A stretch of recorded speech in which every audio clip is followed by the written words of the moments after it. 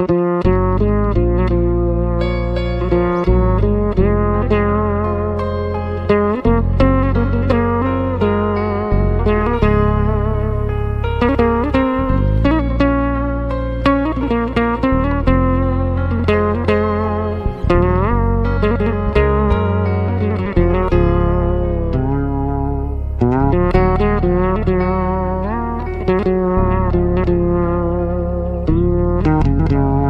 erikler çiçek açtı,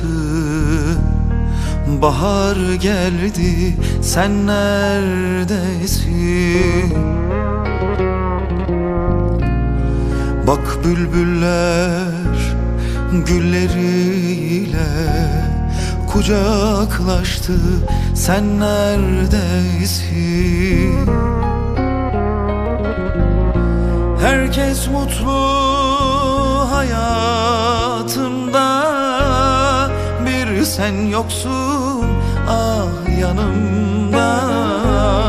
Ayrılanlar en sonunda kavuştular, sen neredesin? Sen neredesin? Sen neredesin? Sen. Herkes mutlu hayatında, bir sen yoksun ah yanımda. Ayrılanlar en sonunda kavuştu bak, sen neredesin? Sen neredesin? Sen neredesin? Sen.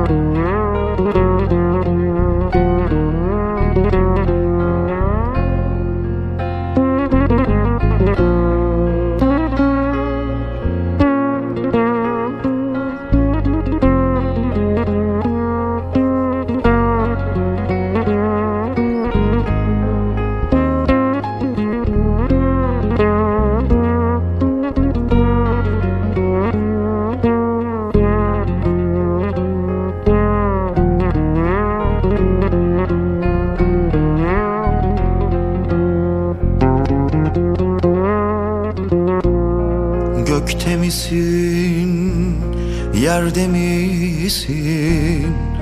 Bulamadım, sen neredesin? Hayal misin, gerçek misin?